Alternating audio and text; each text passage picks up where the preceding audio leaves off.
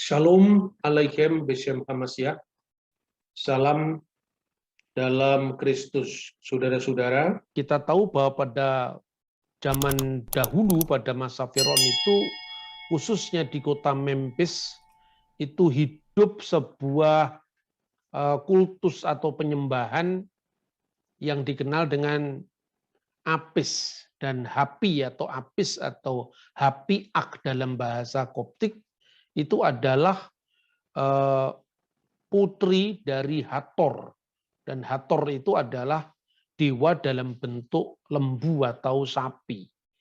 Nah, itu background dari bagaimana bangsa Israel ketika berada di dalam situasi keluaran dari tanah Mesir menuju tanah perjanjian itu, kemudian jatuh ke dalam pola hidup yang lama, yaitu penyembahan anak lembu emas.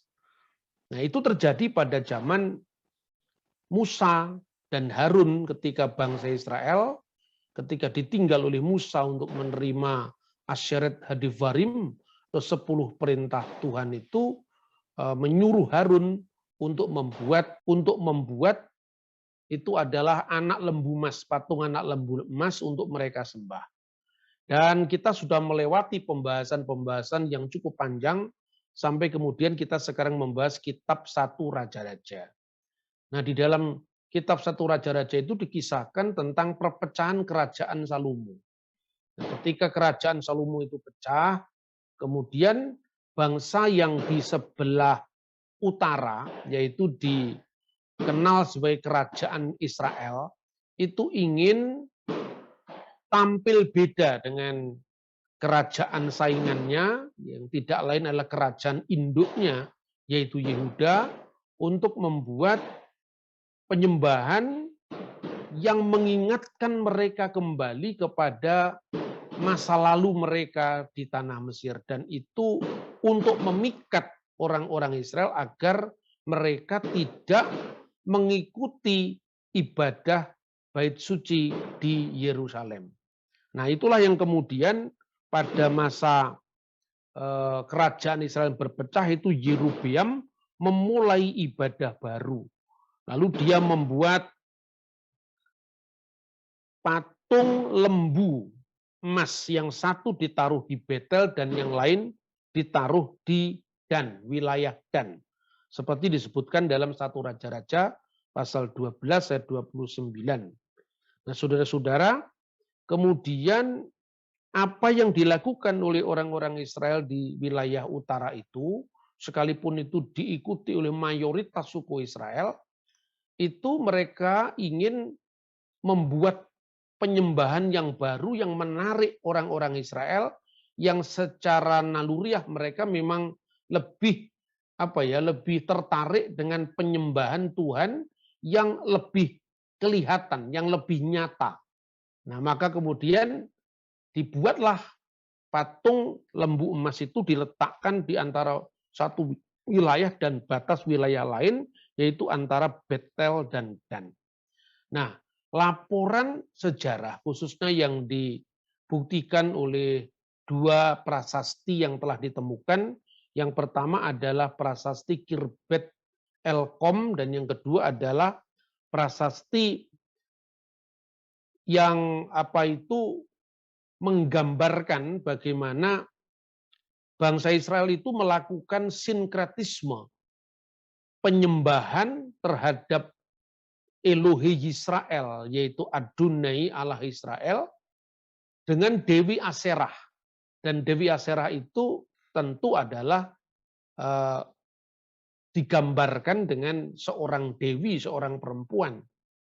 Nah, ketika Alkitab diterjemahkan dalam bahasa Yunani pada abad ketiga sebelum Masehi di Alexandria, mungkin kenangan akan penyembahan di wilayah utara itulah yang menyebabkan dalam terjemahan Alkitab Septuaginta, anak lembu emas itu ditulis dalam bentuk betina. Maka mulailah muncul penyembahan sapi betina. Dan itu terjadi tidak di zaman Musa, tapi terjadi pada masa Yerobeam memisahkan diri dari kerajaan Israel Raya yang beribu kota di Yerusalem yang akhirnya dikenal dengan kerajaan Yehuda. Nah, saudara-saudara, sebelum kita memasuki pembahasan ini, saya ingin menyampaikan ya sebuah perbandingan di mana kadang-kadang kitab suci kita, yaitu Alkitab, itu seringkali diserang, dianggap tidak sesuai dengan sejarah, padahal kitab suci lain tidak pernah dilakukan historical criticism atau kritik sejarah atas teks-teks mereka. Dan ini saya kira tentu tidak adil. Karena itu yang ingin saya sampaikan pertama begini, kitab suci itu jelas memiliki catatan tentang angka-angka tahun. Dan itu yang tidak ada di dalam kitab suci yang dibandingkan dengan Alkitab kita. Misalnya, ketika kita bicara tentang kitab Raja-Raja ini, dalam 1 Raja-Raja pasal 6, ayat 1 itu disebutkan tentang bagaimana Salomo mendirikan bait suci, Bet Hamikdas di kota suci Yerusalem. Dan ayat paralelnya itu juga dicatat dalam 2 Tawarik pasal 3, ayat 1 sampai dengan 14. Di dalam 1 Raja-Raja pasal 6 ayat 1 dikatakan, dan terjadilah pada tahun ke-480 sesudah orang Israel keluar dari tanah Mesir. Pada tahun keempat sesudah Salomo menjadi raja atas Israel, dalam bulan Jif, yaitu bulan yang kedua, Salomo mulai mendirikan rumah bagi Tuhan. Di sini jelas disebutkan, pada bulan kedua. Kapan? Tahun keempat sesudah Salomo menjadi raja. Dihitung setelah Eksodus dari tanah Mesir, 480 tahun sesudah Israel keluar dari tanah Mesir. Jadi akhirnya kita bisa tinggal menghitung kapan Salomo memerintah. Dan itu tentu dikaitkan dengan penemuan-penemuan sejarah yang paralel, kronik-kronik sejarah dari catatan bangsa-bangsa tetangga Israel, misalnya ditentukan berdasarkan perbandingan tadi, Daud itu memerintah menjadi raja Israel tahun 1010 sampai tahun 970 sebelum Masehi. Sementara Salomo memerintah tahun 970 sampai tahun 930 sebelum Masehi. Salomo memerintah antara tahun 970 sebelum Masehi sampai tahun 930 sebelum Masehi. Maka tahun keempat pemerintahan Salomo, saat itulah dia mendirikan bait suci, yaitu tahun 966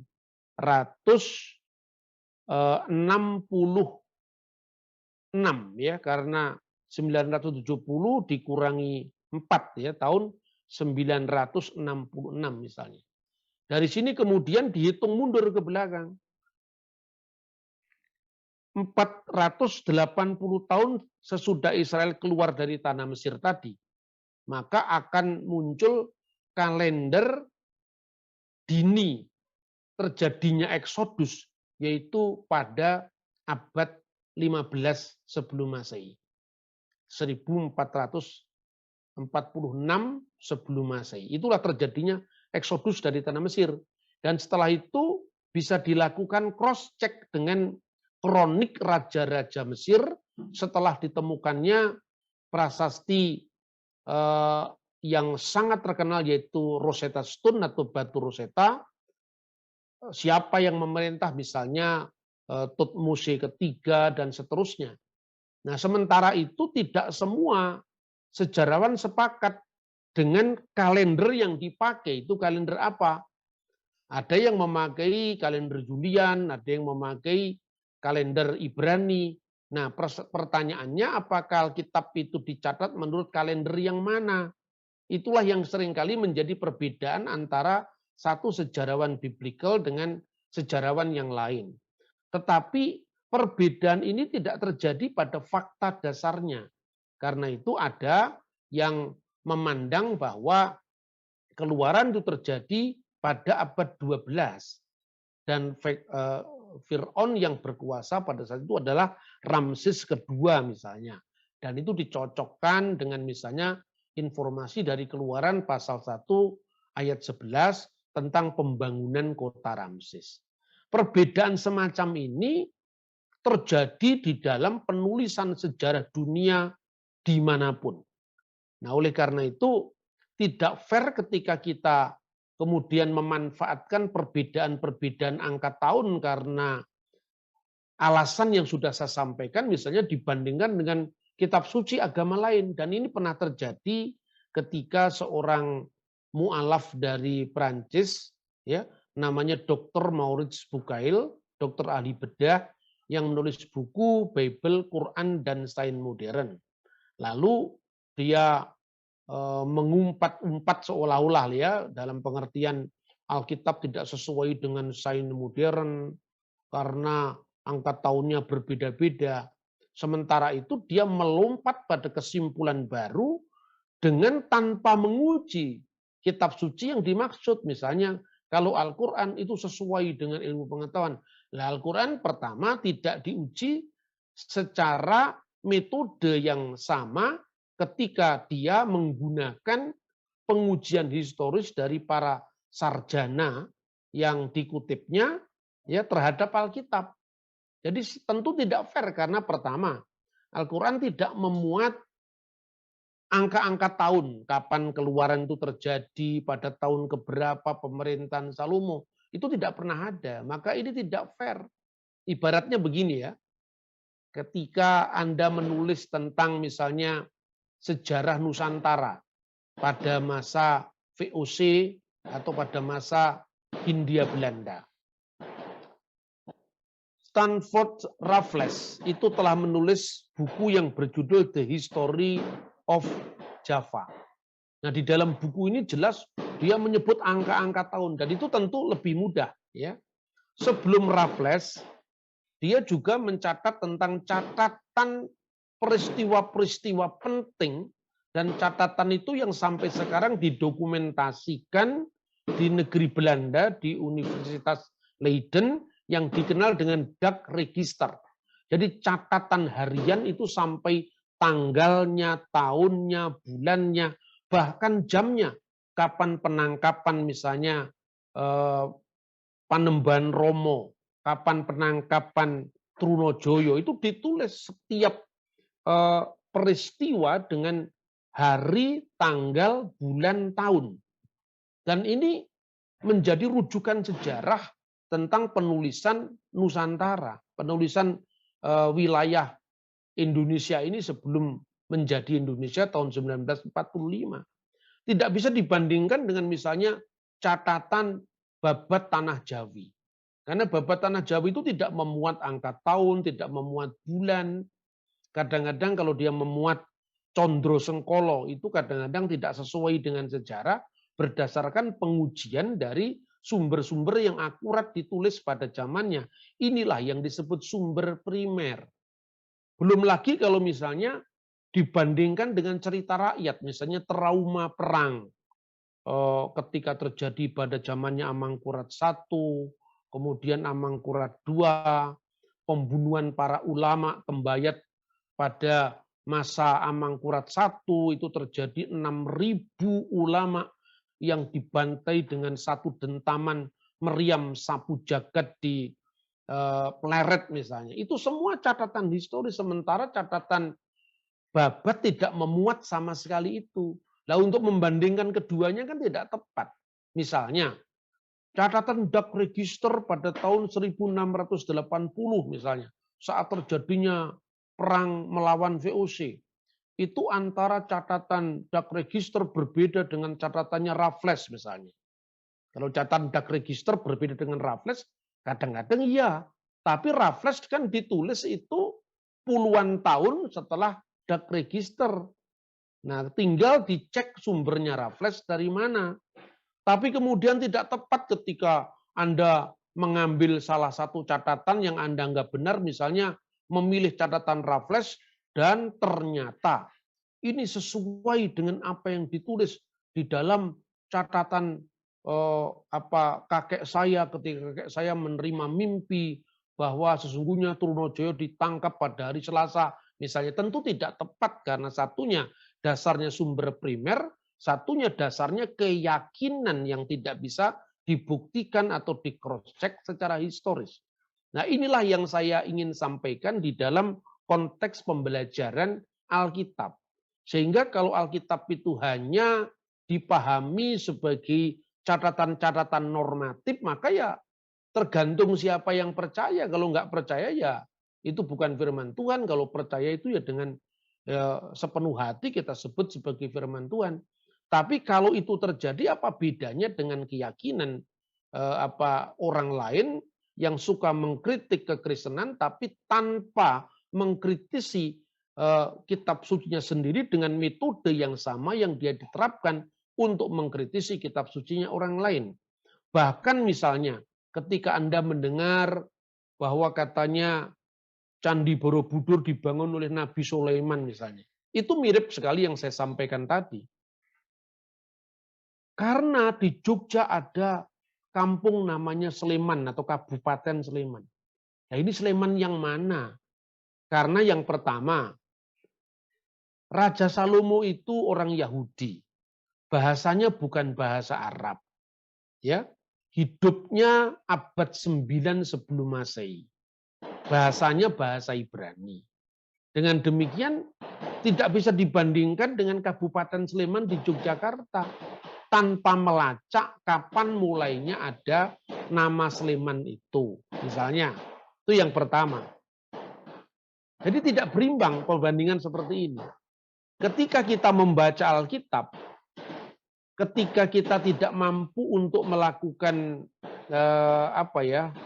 harmonisasi karena memang sumbernya begitu rumit ya, karena banyak misalnya teks-teks yang mungkin mengalami multi interpretasi, langsung kita menuduh bahwa ini palsu. Tentu ini bukan cara berpikir ilmiah.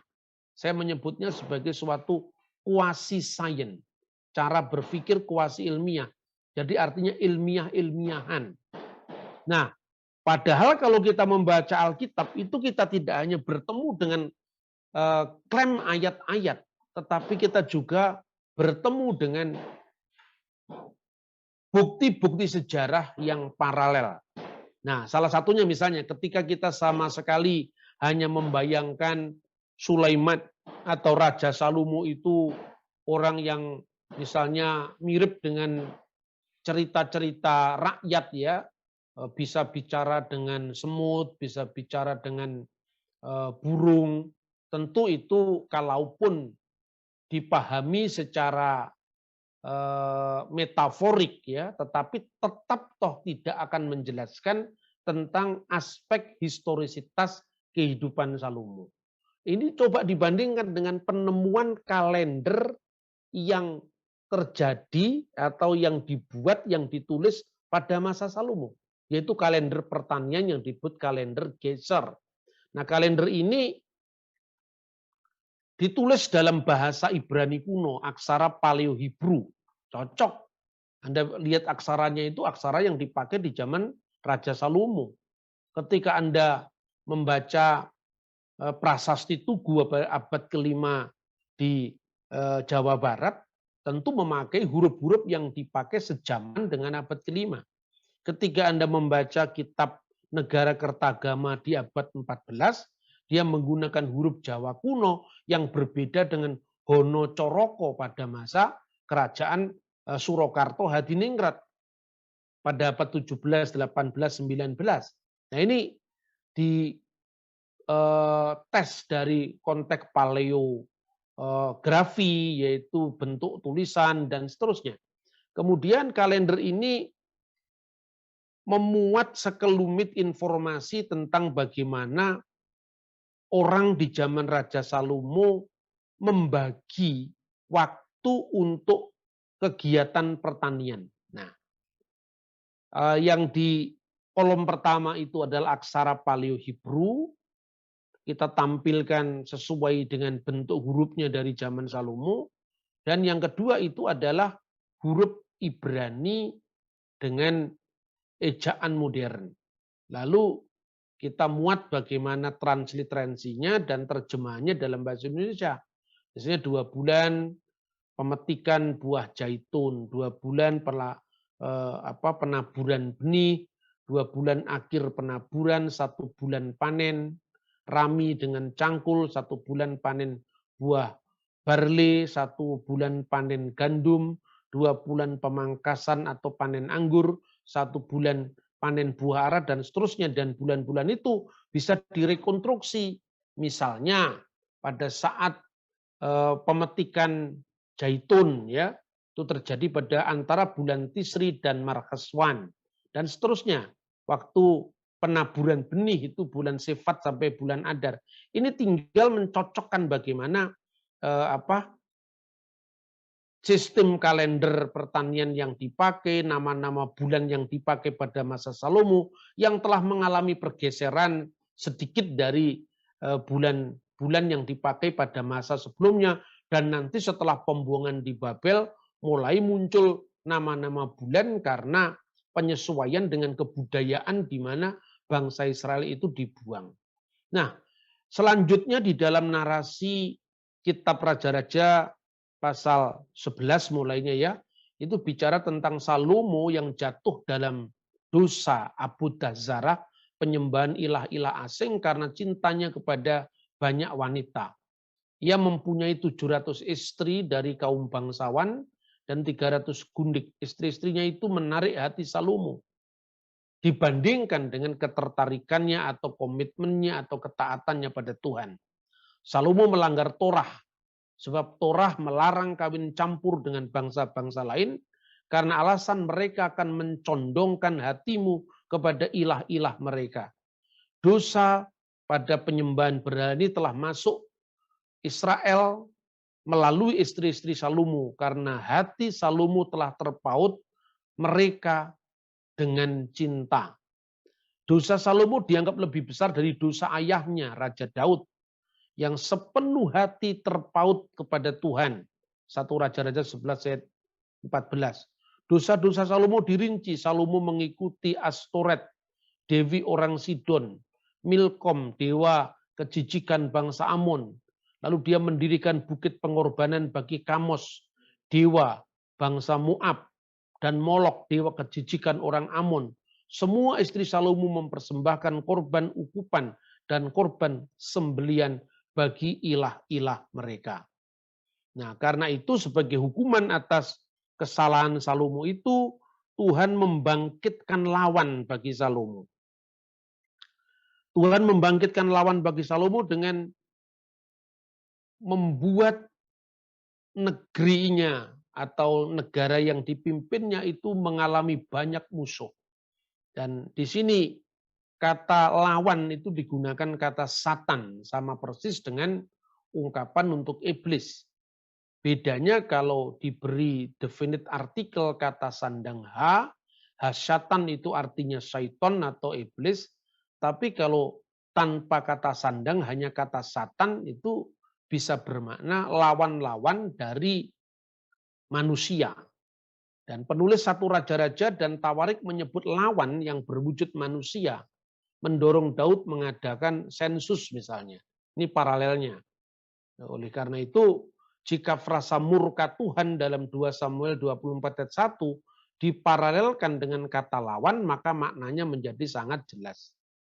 Perlu ditekankan juga bahwa kehangatan murka Tuhan terhadap orang yang menyebabkan munculnya seorang musuh bagi orang tersebut.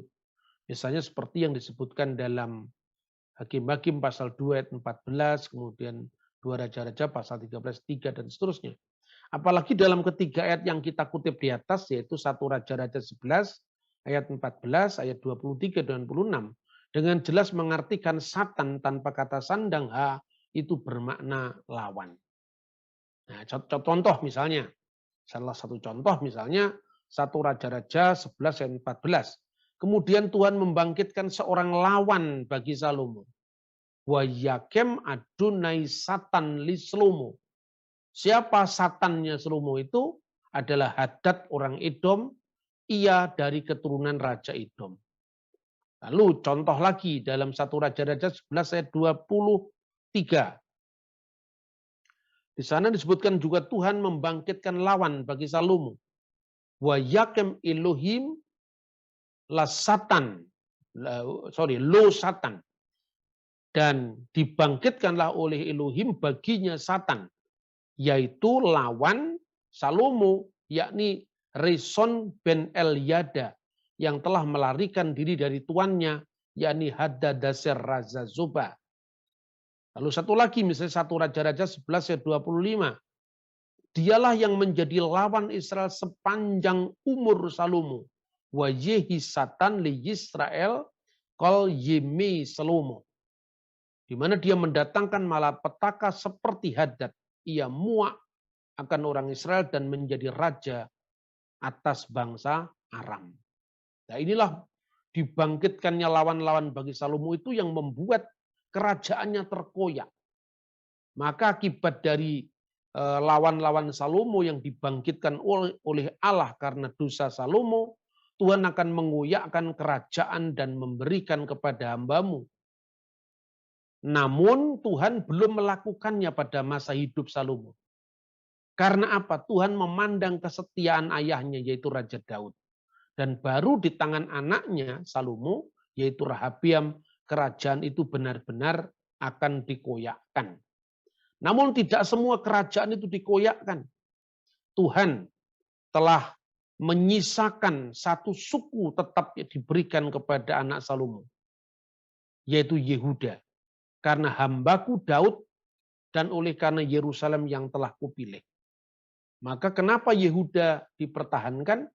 Oleh karena janji Tuhan akan melahirkan Sang Mesias akan lahir dari suku Yehuda.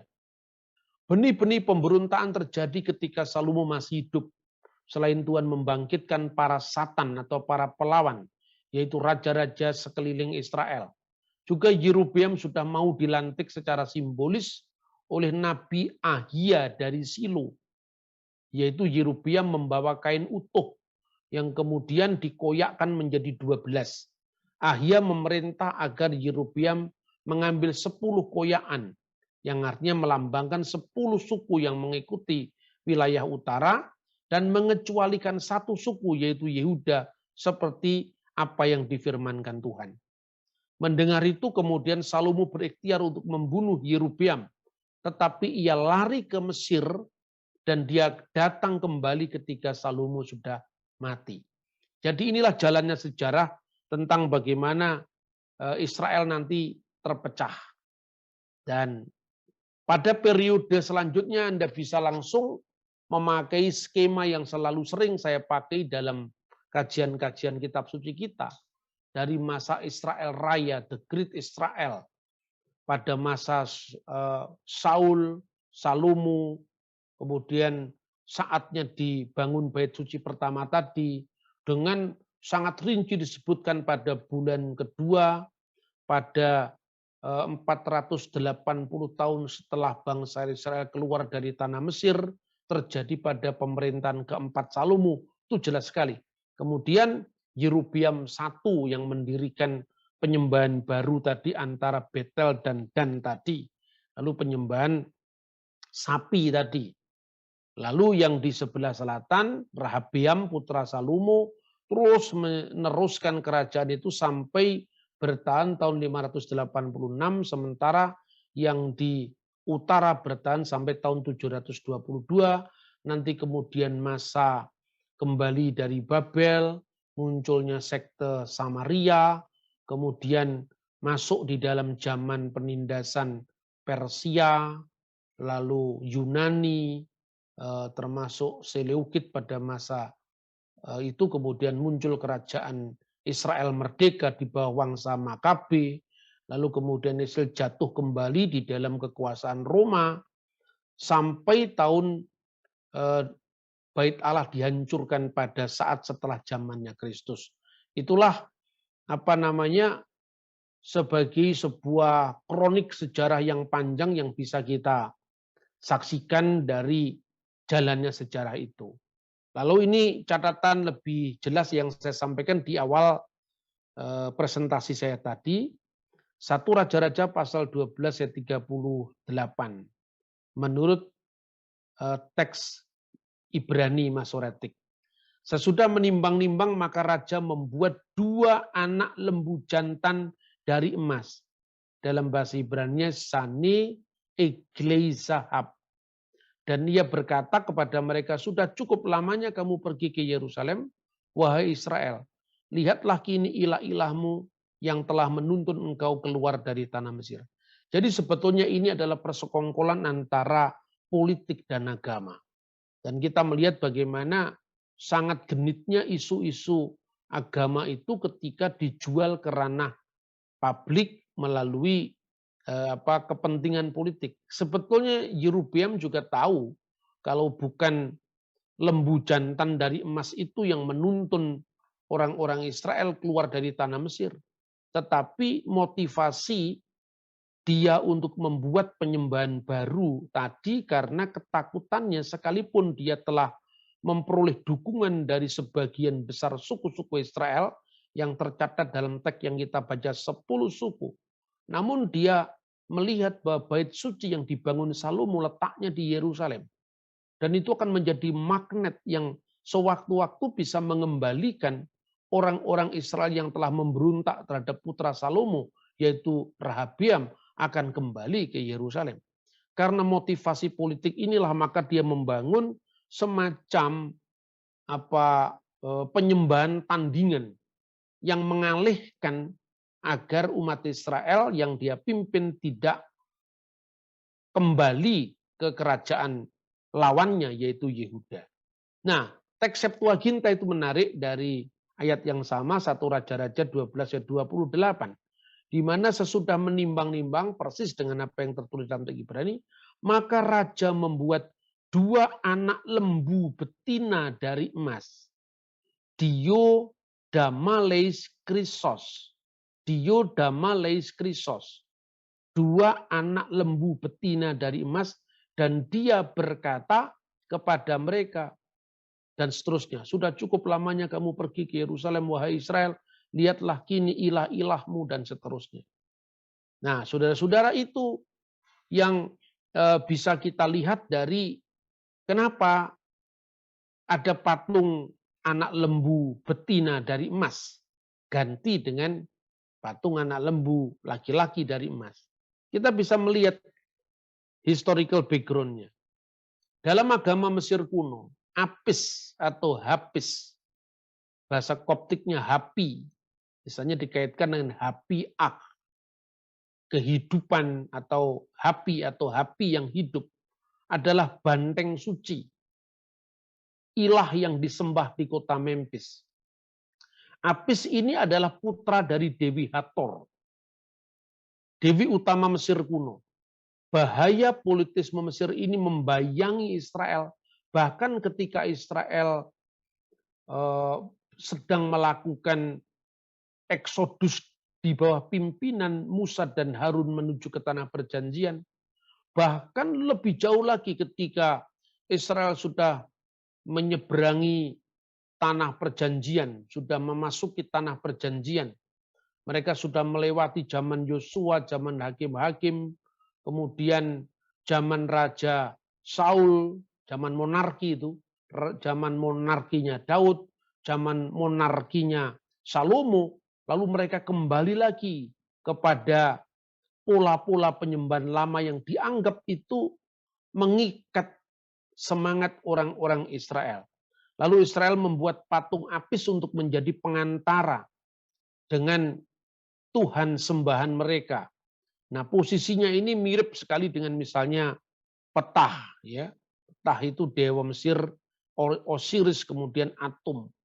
Dan ada banyak dewa-dewa mediator gitu yang disembah oleh orang-orang Mesir yang mempengaruhi Israel. Pemakaian bentuk feminim dalam 1 Raja-Raja 12 ayat 28 mungkin Septuaginta ini karena ditulisnya kan di Alexandria ya di Mesir. Mengingatkan penyembahan Dewi Asyera yang dipuja bersamaan dengan Allah Israel di Samaria seperti terbukti dari prasasti Kirbet Elkom dan prasasti Kuntilet Ajrut yang berasal dari abad ke-8 sebelum Masehi. Nah, inilah prasasti Kuntilaet Ajrut abad abad ke-8 sebelum Masehi yang menyebut tadi perkataan Septuaginta, Dio Dama Leis Krisas. Dan ini gambaran dua sapi betina yang digambarkan di dalam Septuaginta, dan itulah yang mungkin ya menjadi alasan Septuaginta untuk mengubah jenis kelamin sapi jantan menjadi sapi betina. Yang dalam Alkitab terjemahan bahasa Arab ya beberapa hewan korban lembu betina itu diterjemahkan Al-Baqarah. Dan inilah yang disebutkan secara implisit pada gambar ini, dan ini inskripsinya di dalam bahasa Ibrani kuno itu tertulis memang sabda Asap sang raja, katakanlah kepada Yahalael, Yuawah, dan juga diberkatilah kamu oleh Yahweh dari Samaria dan dari Dewi Aserah. Dan inilah yang menjadi penyembahan baru yang dilakukan oleh orang-orang Israel sebagai tandingan mereka kepada musuh mereka, yaitu kerajaan Yehuda. Nah, setelah periode ini, maka kerajaan Yehuda yang diikuti oleh Yehuda dan Benyamin, karena Benyamin itu ada sebagian dari mereka yang terserap ke wilayah utara, tapi sebagian besar terserap di wilayah selatan karena kedekatannya dengan Yehuda. Maka sejak saat itu, kalau dulu baik entitas kebangsaan, keagamaan disebut dengan Yisrael atau Israel, sebagaimana yang tercatat di dalam prasasti Fir'aun, Meren Petah tahun 1205 yang sekarang disimpan di Perpustakaan Nasional Kairo, di mana kata Yasir'il dalam bahasa Mesir kuno itu merujuk kepada Yisrael. Itu merujuk baik kepada bangsa yang pernah diperbudak di Mesir, kebangsaan mereka sekaligus kebudayaan dan agamanya. Maka sejak perpecahan kerajaan itu, maka yang di sebelah selatan itu disebut dengan Yahudi, Yehudim, ya. Yahadut. Yahadut itu lebih merujuk kepada Yudaism. Sementara Yehudim itu merujuk kepada orang-orang Yehuda. Dan agamanya pun nanti akan disebut dengan agama Yahudi. Tetapi karena yang di sebelah selatan ini terkait dengan keturunan Daud secara langsung, maka di dalam prasasti-prasasti selanjutnya, misalnya tertulis di dalam prasasti Teldan yang saya gambarkan di sini, prasasti Teldan itu menyebut dengan Bet David, rumah Daud. Sementara yang di sebelah utara kadang-kadang disebut dengan misalnya Bet Yosef, rumah Yusuf, karena suku Yusuf itu mengikuti suku di sebelah utara, kerajaan utara, dan kadang-kadang disebut misalnya dengan Bet Omri, rumah Omri, karena Omri salah satu raja jahat dari wilayah utara itu, ya, Ahab, Omri, dan seterusnya itu tergolong mereka-mereka yang raja yang dimurkai Tuhan, dan itulah yang tercatat misalnya kata Omri itu di dalam prasasti batu Mesa yang ditemukan di Yordania. Jadi dua identitas kerajaan ini semakin hari semakin menegaskan perbedaannya, kebudayaannya, cara penyembahannya, sekalipun dalam sepanjang sejarah perjumpaan kedua bangsa ini kadang-kadang mereka menyatu, kadang-kadang mereka bertengkar, kadang-kadang mereka bertobat, kadang-kadang mereka sama-sama membuat kesalahan, dan ini semua bisa dilihat dari lensa sejarah. Karena itu dengan sangat jelas saya sampaikan bahwa Alkitab cukup runut menyampaikan sejarahnya, dan karena itu sangat jelas bahwa kitab suci bukan sekedar buku yang diklaim sebagai firman atau yang diklaim sebagai wahyu tanpa diuji dengan sumber-sumber sejarah, bahkan data-data sejarah yang paralel. Nah, oleh karena itu, apa yang saya sampaikan ini kiranya menjadi rujukan kita bersama di dalam kita memahami teks kitab suci dengan benar, dan kita tidak usah diumbang-ambingkan oleh sudut pandang orang lain tentang kitab suci mereka. Tuhan memberkati kita semua. Shalom Aleichem Besem Hamasiah.